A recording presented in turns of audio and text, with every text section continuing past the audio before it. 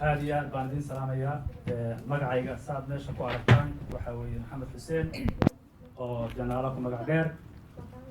Waxaan gudoomiye ka ahay hay-adda la yidhaahdo Wama Social Development oo ka howlgasha magaalada Westeros. Marka u horeysa waxaan mahadnaq weyn usoo jeedinayaa Somaliska Dialogue Center oo kulankan noo qaban qaabisay iyo dhammaan dadka aan martida u nahay ee reer Togori. Waxaa sidoo kale aan mahadnaq usoo jeedinaynaa martida kale oo sida iyada oo kale ka yimid meelaha fogfog. Dhammaantiin waan idin salaamay.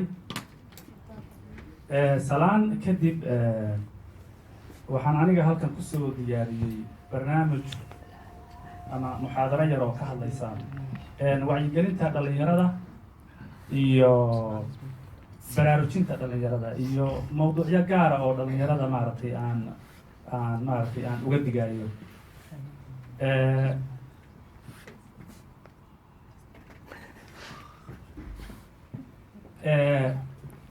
Mar haddii aan ka hadlayno dhalinyarada waxa weeyaan dhalinyaradu marka ay yar yihiin waxay soo marayaan marxalado kala duwan. Baahidooduna way kala duwan tahay oo waxaa jirta cimri walba wuxuu leeyahay baahi u gooni ah. Ilmaha marka uu yar yahay ee uu dhasho wuxuu u baahan yahay korin, kabacdina wuxuu u baahan yahay marka uu gaaro heerka iskuulka marka uu bilaabo waxa la yidhaahdo waxbarasho iyo barbaarin. Barbaarintuna waxay bilaabataa maalinta ilmaha uu dhasho ilaa inta uu ka noqonayo qof qaangaadha oo isku filan. Barbaarintuna waxay u bilaabanaysaa marka uu iskuulka bilaabo ilaa marka uu qaangaadho. Haddaba ilmaha waxaa jirta talooyin fara badan iyo waxsheeg fara badan oo uu u baahan yahay marka uu sii weynaado oo ilmaha uu gaadho qiyaastii 12, 13 jir, 14 jir. Markaas oo ah marka ilmuhu uu isu arkayo ilmo ka gudbaya caruurnimadii uuna usoo gudbayo qof weyn oo bogsin ah. Xilligaas isaga ah waa xilliga dhalinyaradu ay galaan crisis-ka faraha badan. Sababtoo ah xilligaas waa xilliga la yidhaahdo waxa la yidhahdo identity secondary ilmaha bilaabaya inuu qof iska dhigo weyn isku filan. Gabadh iyo wiil nooc wuxuu yahayba waxaa isbedelaya muxuu ahaay caruurnimadii wuxuu isu bedelayaa qof weyn oo maaragtay hormoonadiisu ay maaragtay ay noqonayaan sidii qof weyn. Hadduu ilmo yar gabadh yar ahayd waxay noqonaysaa gabadh weyn oo gashaanti ah. Hadduu wiil yar oo kuraya oo marka wuxuu noqonayaa barbaar. Marka xilliyadaas iyada ah waa xilliyada ay dhalinyaradu aad ugu baahan yihiin in la caawiyo oo la siiyo wax la yidhaahdo vague learning. Waana xilliga dhalinyaro fara badani ay khadka ka baxaan ama ay qaataan waddo khaldan. Marka xilligaas oo kale waxaa loo baahan yahay wax la yidhaahdo vague learning till den rätta vägen. Macnaha in waddada saxda ah oo horumarka iyo guusha lagu gaadhayo in qofka dhalinyarada ah laga waaniyo oo wax loo sheego. See wax loogu sheegayaa ilmaha marka horeysa wuxuu waajib ka saaran yahay waalidkiis, ka bacdina bulshada, ka bacdina dowladda, ka bacdina ururada oo kale. Hadda ururada haddan aan magacyadooda ku socon oo kale qayb weyn bay ka qaataan barbaarinta iyo wax sheegista dhalinyarada iyo isu soo jiidista iyo hanuuninta iyo wax isu sheegista. Markaas ayaa qofka dhalinyarada lagu hanuunin karaa waddada saxda ah loogana digi karaa waddooyinka khaldan. Marka waxaa loo baahan yahay marka u horeysaba qofka dhalinyarada ah inuu leeyahay mool wax la yidhahdo ama riyo inuu ku riyoonayo oo uu qofkaasi wax tiigsanayo. Hadduu qofku wax tiigsan waayo oo qofka uu iska joogo un marka la leexsada waa markaas. laakiin marka uu qofku marka horeba isagoo dhalinyaro uu leeyahay wallahi aniga hadafkaygu waa saa. Matalan hadafku wuxuu noqon karayaa aniga waxaan rabaa sida ugu dhaqsaha badan inaan ku dhameeyo dugsiga sare. Inta aan dugsiga sare ka dhamaynayana wax kale ma samaynayo. Tusaale ahaan waxaad dhihi kartaa aniga dugsiga sare intaan ka dhamaynayo wax kale ma qabanayo. Ma guursanayo tilisaanba ama shaqo ma gelayo ama wax kale ma samaynayo. Marka way sahlan tahay ardaygaas inuu dugsiga sare dhameeyo sababtoo ah ujeedadiisa iyo hadafkiisa wuxuu isugu geeyay hal meel. Haddii kale waxa uu qofku dhihi karayaa aniga waxaan rabaa inaan dhameeyo inaan ka baxo jaamacad oo matalanba aan noqdo engineer ama engineerad. Markaas oo kalena qofka way sahlan tahay laakiin qofka u baahan had iyo jeer in aad loo hanuuniyo wax loo sheego lala taliyo waalidkii ula taliyo jaaliyaduhu la taliyaan oo dadka waaweyn la taliyaan waa qofka markii uusan hadaf ama mool la yaqaano uusan lahayn markaas waa marka ay leexsan karayaan dadka dambiilayaasha ah ama kooxaha xagjirka ah ama dadka muxuu ahaayey uu qofka nolosha laga ridi karayo haddaba si moolka aad u yeelatid ama hadaf aad u yeelatid hadafkaagu waa inuu noqdaa mid cad sida marka dugsi sare aad dhamaynayso oo kale waa inuu noqdaa mid la cabiri karo la ogaan karayo sida marka aad leedahay 4 sano dugsi sare ka baxayaa 4 sanana jaamacadda laga baxayaa waa wax tirsan oo og oo maartay oo la isla og yahay waana inuu noqdaa wax lagu guuleysan karayo sababta marka aad tiraahdo dugsi sare ka baxayaa يعني waa wax dadka badankooda ay sameeyaan macnaha waxaad iska ilaalinaysaa inaad dugsi sare ka harin in aadan waxyaabo kale meesha soo gelinin in aadan maartay aysan wax kale kaa soo dhexgelin taas oo hadhow kaa leexinaysa goolkii aad lahayd waana inuu realistic noqdaa waana inuu leeyahay kan ugu dambeeya oo ah teaspoon oo ah waqti go-an wixii waa inuu leeyahay waxaan halkan tusaale ahaan idinku siinayaa nin kamid ahaa nin Amerikaan ahaa oo dadka madow ee Mareykanka ahaa oo u ololeyn jiray xuquuqda muwaadiniinta Mareykanka ah in dadka reer Mareykan ay isku noqdaan wada xuquuq muxuu ahaayey ay isku xuquuq noqdaan ay shaqada si siman u helaan in Mareykanka cunsuriyadda lagala dagaalamo ninkaas waxaa la odhan jiray Martin Luther King khudbadiisa caanka ah ee la yidhaahdo I have a dream ayay ku caddahay inuu qofku mool yeesho hadaf u yeesho marka berigaas riyay ahayd uu hadalkaa lahaa ee uu lahaa I have a dream aniga riyaan leeyahay riyadayduna waa inaan la helo waddan dimuqraadi ah oo muwaadiniinta dhan ay isku xuquuq yihiin ninkaas waxaan filayaa sanadihii 1960kii horaanteedii ayaan filayaa in waxaa dilay nin cunsuri ah oo maaragtay yaa dilay berigaasuu dhintay laakiin riyadiisii way hirgashay waxayna ku dambeysay in Mareykanka uu madaxweyne ka noqdo Obama oo ahaa nin madow macnaha waxaan ka wadaa qofku waa inuu vision leeyahay waa inuu leeyahay aragti dheer waa inuu aragtidaasna ku socdaa waana inuu ka shaqeeyaa oo u ololeeyaa ninkaas riyadiisiina bilaash kuma ayna imanin dad baa u halgamay madow iyo caddaanba waa la isu kaashaday sharciyadii Mareykanka waa la bedelay برياس أيضا بس كلام هو دخول جن مدوقنا دينا بفريسن جرين عدان دينا بفريسن جرين السكولة ده وحال محوها هاي عدان مدوق سكولة سكرجيرات سكولة بيا هاي يدين جرين عدان عدان كنا قوة يدين جرين ولوه الجميع آخرتان كنا وحين نقطي إن ضد كمرايكن كأه لقالة هلا كلا بدنا هذا لكن إن النقدان اسمه حقوق معناها دريم ريو مول هدف أركتي وين على هذا مركب أنت على هذا وحال عكريس إن نسيس سهلا wadada lagaaga leexay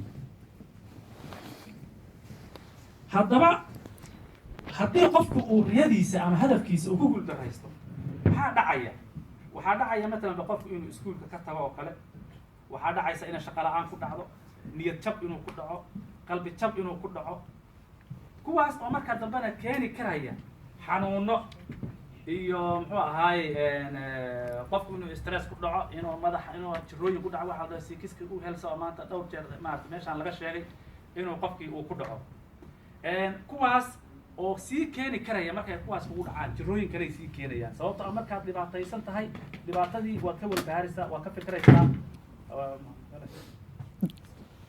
iska wad marka taasina waxa ay keenaysaa in aad isku daydo aad uga fikirto in aad dadkan ka baxdo tii waxay keenaysaa marka mar labaad inaad sii fikirto oo haddana madaxu ku sii xanuuno marka u dambeysana waxaa laga yaabaa inaad si fiican ugu dhufato oo aad waalato haddii aan lagu caawinin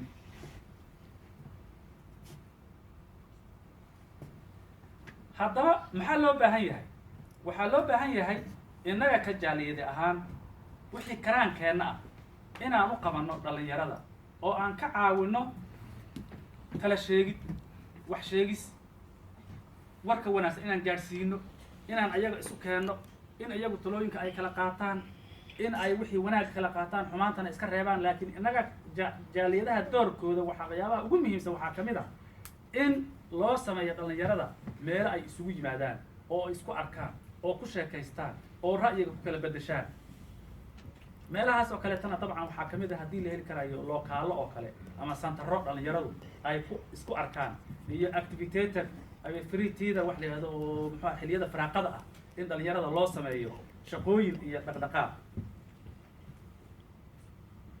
haddaba marka uu qofka dhalinyarada ah uu gaadho marka xilliga dugsiga sare uu gaadho oo kale waa xilliga ugu badan ee ay tahay in qofka dhalinyarada ah laga caawiyo.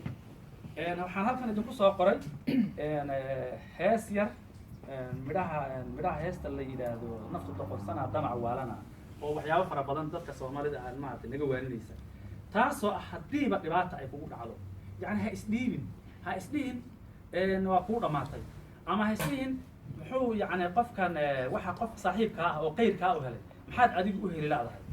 marka wuxuu odhanayaa ninkii heestan qaadi jiray oo la odhan jiray cabdinaasir macallin, siday diintu nagu tiri dayaxana ha dhaaftee qayrkaa darajaduu helay rabbi kaama daahine dadaal gaadhi doontiri. macnaha waxaan ka wadaa haddiiba aad ku guulaysan weydo hadafkii aad lahayd, aad dhammaantii ku wada guulaysan weydo, weligaa ha isdhiibin, weligaa ha isdhihin waa kuu dhammaatay, weligaa ha isdhihin qof hebel waxaasuu helay adiga maxaad u heli la'dahay. adiga waxaa lagaa rabaa dadaal baa ku faran, nasiibkana waa meeshiisa, nasiibkana lagaama xigo. haddaba jaaliyadaha inkastoo aan sheegay maxay qaban karayaan, waxay qaban karayaan in dadka la isu keeno oo lokalo loo sameeyo oo studio circular loo sameeyo oo hadda iskalankaan maanta aan isugu nimid oo kale saas oo kale la badiyo, oo taasoo keenaysa in dhalinyaro badan ay isku arkaan, in waani iyo wax sheeg fara badan loo sheego, ayagu ay doodaan. waxaa kaloo ka mid a in iskuullada loogu tago, waalidiinta loogu tago, masaajidada la tago, meel walba oo suuragala oo aynu kula kulmi karayno dhalinyaradeenna inaynu gallo oo aynaan ka wahsanin. waxyaabahaas aan sheegaya macnaha jaaliyadeeda waxyaabaha ay qabato ayaa ka mid a. waxyaabahaasna waxaa ka mid a marka laysu yimaado oo kale in la sameeyo waxyaaba dhalinyarada maaragtay xiise gelinaya, waayo haddii la samayn waayo waxyaaba dhalinyarada xiise gelinaya markaas dhalinyaradii dee meeshii way ka caajisayaan ama way maaragtay way iska diidayaan. marka waxaa loo baahan yahay activitator fara badan in dhalinyarada loo sameeyo. activitatorkaasna waxaa ka mid ah matalanba in loo sameeyo ciyaaraha hidaha iyo dhaqanka oo kale, in loo sameeyo ciyaaraha oo kale sida kubadda, ay tartan dhalinyarada oo la yar dalxiis geeyo oo maaragtay la qaado oo meel la isugu geeyo. waxyaabahaas oo dhan baa ka mid a. waxyaabaha ugu faraha badan waqtigan xaadirka ah maantana in badan laga sheekeeyey waxaa ka mid a 3 waxyaabood baa ugu dardaran oo maanta dhalinyarada soomaalida ah ee iswilin degan 3 dhibaato ugu waaweyn baa haysta. 3daas waxyaabood oo dhalinyarada looga baahan yahay, jaaliyadaha looga baahan yahay in laga waaniyo dhalinyarada loona digo. waxaa halkan aad ku aragtaan mas mamba urmi la yidhaahdo, waa mas khatar ah oo si maaragtay aad u dhaqso badan, masaska adduunka jira kan ugu dhaqsaha badan weeyaan markuu socdo iyo markuu wax dilayaba. yani ilbiriqsi wuu kugu qaadqaadayaa, yani waa digniin. waxaa loo baahan yahay in maskaan sida maska looga digaayo kale dhalinyarada in loo digo oo khataradaha looga digo. 3daa waxyaabood oo kale ah xadjirnimadii maanta cabaar laga sheekeeyey oo in badan maaragtay laga sheekeeyey.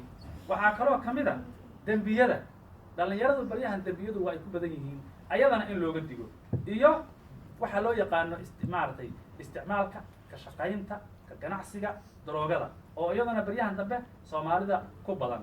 marka dhalinyarada marka looga digo oo loo sheego waxay ogaanayaan khatar jirta inay tahay haddii hadhow ay dhacdo in maaragtay ay dhacdo haddii ay dhacdo dhalinyarada markaas in loo sheego been ama la isku dayo in la khaldo, waxay odhanayaan war waxaas waa naloogu sheegay, jaaliyadda nalooga sheegay warkaas, ama muxuu ahaaye barnaamijyaan ku daawanay, marka warkaa war soconaya maaha inay yidhaahdaan baa la doonayaa.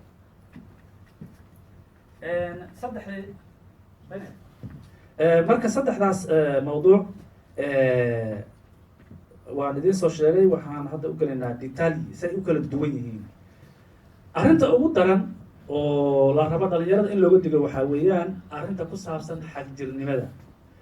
xagjirnimadaas oo ah in dhalinyarada ay duufsadaan dad xagjiriin ah, dad dana leh, dad dana siyaasadeed leh, dad doonaya inay xukun qabsadaan, kooxo doonaya inay diinta ku qarabtaan si ay xukun u qabsadaan, oo isugu yeedha amiiro iyo magacyo kale. kooxahaas marka dadkay ku dhex jiraan. adiga ma ogid qofka wakiilka ka ah ama representative-ka kooxahaasi qofka uu yahay, laakiin waxaa laga yaabaa inuu yahay qof saaxiibkaa ah ama qof aad wax isu tihiin inuu jiro. qofkaas oo doonaya jaanis kaa gaadaya, doonayana mar un inuu kaa dhaadhiciyo, inuu ku kaxeeyo si uu kuu geeyo waddamada ay dagaaladu ka socdaan, oo soomaaliya ay ka mid tahay, suuriya ay ka mid tahay, ciraaq ay ka mid tahay, nigeria ay ka mid tahay. nigeria xataa boko haram ba ka jirta. boko haram xataa in idinka haysta waa suuragal haddaadan ka digtoonaanin. waxaa kaloo loo baahan yahay masaajidada oo kale in la tago culimada moderatka ah ama dhexdhexaadka ah ee quyar socodka ah ee daacadnimadu ama diintu ay ka tahay daacad iyo muxuu ahay iimaan ay ka tahay, kuwaasoo kale in muxuu ahay dhalinyarada lagu xidho. la iskana ilaaliyo kuwa danta gaarka ah leh oo doonaya inay dhalinyarada duufsadaan, islamarkaana ay dhalinyarada u duufsadaan meelo aan dani ugu jirin iyo meelo aan muxuu ahaayey uu dagaalla ka socdaan, dhalinyarada inay u kaxaystaan doonaya. waxaa loo baahan yahay koorsooyin, seminaaro saan oo kale ah in dhalinyarada loo qabto si arrimahaas iyaga ah looga digo, islamarkaasna marka dhalinyarada laysu keeno loo sheego khatarta ay leeyihiin nimankaasi iyo danaha gaarka ah ee ay leeyihiin, oo markaasi runta dhalinyarada loo sheego, loogana digo waxyaabahaas oo kale, iyadoo la adeegsanayo mass mediaha, internetka, facebooka, broshiir, shirarka caadiga ah, saaxiibo, waxaas oo dhan iyadoo loo adeegsanayo in dhalinyarada looga digo. innaga soomaali baan nahay, waad ogsoon tihiin waddankeennii wakti badan baan soo qaadanay, burbur iyo dhibaato fara badan, laakiin maanta waddankii waa uu soo kabanayaa. hadduu soo kabanayana dhibaatada ugu weyn ee maanta soomaalidu ay ka dhaqaaqi la'dahay waxaa weeyaan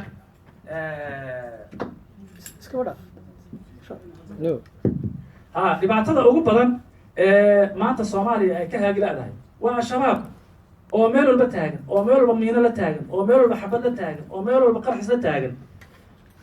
okay, iyadoo aad og tihiin inay sidaa dadkiinii waddankiiba inuu ka socon la'yahay, hadday idinka idin duufsadaan haddana ka warrama, oo intay ama net idin soo adeegsadaan ay netka soo geliyaan propagando, ama idinka saaxiibo iyo dad gaara intay idin yimaadaan ay idinla xidhiidhaan, hadday idin duufsadaan miyaana caqli lahayn? maanta dadka iyagii soomaaliyeed waxa ku dhacaya maalin walba arkaynaa. marka inaan ka digtoonaano oo inaguna aynaa gelin, ciddii khatartaa ku jirtana aan uga digno oo dhahno ooy arrintaa iska ilaaliya, nimankaasi waddankeennii khatar bay ku hayaan.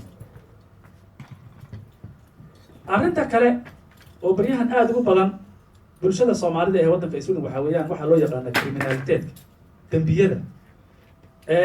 waa laga sheekeeyey maanta waxyaabaha keena in dad dhalinyaradu inay dembiyaha galaan, shaqo la-aanta, waxaa la yihahdo utanfoshkaabka, ama muxuu ahaayey xaafado casirin bay ku nool yihiin, dad muxuu ahaayey caydh wada qaata, dhibaatooyin fara badan, dhibaato dhaqaala iska jirta. taasi waxay keenaysaa dhalinyaro fara badan in ay noqdaan dembiilayaal, ama criminaliteedka ay galaan, ama kooxaha dembiyada leh ay maaragtay dembiilayaasha ah ay dhalinyarada duufsadaan. taas oo marka keentay dembiye fara badan oo ka dhacay waddankan inay soomaali ku lug leeyihiin. maalin walbana dadka faraha badan ee laga cabanayo ay soomaalidu ka mid yihiin. arrinta saddexaad ee u dambeysana waxaa weeyaan arrinta ku saabsan droogada. droogada qaadku waa ka mid. dad fara badan oo waxaa laga yaabaa aad qaraabo tihiin ama eher tihiin inay qaad cunaan. fadlan uga diga, u sheega qaadku inuu droogo yahay, inuusan caafimaadkoodan u fiicnayn, dhaqaalahoodan u fiicnayn. dhalinyarada soomaalida ah waxaa badanaa dhacda in loo adeegsado droogada in loo dhibo gada lacagtaa raadinaysid ama shaqada raadinaysid, halkan bay ka soo baxdaa. marka taana ha laga digtoonaado, oo ha laga digtoonaado nooc kasta oo drooga ah, ka ganacsigiisa, cabitaankiisa, u dhawaanshihiisa, iyo inaad la saaxiibto qof droogo isticmaala. waxaasoo dhan inaad ka digtoonaato ayaa loo baahan yahay. halkan waxaan kusoo bandhigay jaaliyadda xaflado waaweyn oo aan ka sameynay Västerås, oo maaragtay aada iyo aada xiise u lahaa, oo ka mid ahaa waxyaabaha dhalinyarada lagu maaweeliyo ama lagu xiise geliyo. waxaan kusoo khatimahayaa saddex qof oo laga yaabo inaad badankiinu garanaysaan oo iyagoo yar yar ah yimid yurub ama qurbaha yimid oo wax bartay oo mool iyo hadafkii maanta aan ka sheekeynayna lahaa oo si kastaba ha noqotee ama nasiib ha ku keenaan ama shaqo iyo dadaal ay sameeyaan ha ku keenaan ee ku guulaystay moolkoodii ama riyadoodii ku guulaystay oo maanta shaqooyin fiican iyo role model fiican ka leh bulshada Soomaaliyeed ee ku nool qurbaha. gabadhan waxay leedahay Ilhaan Cumar, waxay ka mid tahay baarlamaanka gobolka Minnesota ka mid tahay. run ahaantii waa gabar yar, waxaana laga yaabaa mustaqbalka sida Obama oo kale inay noqoto oo hadda gobol bay haystaa inay kusoo biirto baarlamaanka Congress-ka Mareykanka. aad bay suuragal u tahay. ninkan dhexda ku jira waad garanaysaan waa Khayre, ra'iisul wasaaraheena hadda Soomaaliya ka jira. isagoo dhalinyaro ah buu yimid Norway, waxbuu ku bartay, hay-ado waaweyn buu kasoo shaqeeyey. maantana wuxuu ka mid yahay hogaamiyaasha ugu sarreeya ee waddanka Soomaaliyeed maaragtay loogana fadhiyo inay dejiyaan waddanka Soomaaliyeed. ninkan saddexaada ugu dambeeya waxaa weeyaan wasiirka socdaalka ama immigration minister ee waddanka Canada. isagoo yar buu waddanka Canada yimid, ilaahay waa ku guuleeyey, maantana halkaasuu marayaa. intaas kuma koobna, dad fara badan baa jira oo iyaguna noloshoodii ku guulaystay oo wax qabsaday oo la doonayo inaad ku dayataan. dadkaasi ogow sidii intiina da'diinoo kale jireen markay imanayeen Yurub ama Mareykanka ay imanayeen, way dadaaleen, maantana heerkaasay gaadheen. idinkana maxaa laydinka fadhiyaa sidaas oo kale. marka aad iyo aad baad u mahadsantihiin. haddii aan xoogaa ku caajisno fadhiga, reer Westeros dhaantada aad ugu fiican yihiin. xoogaa dhaanta waa idin tumi karnaa.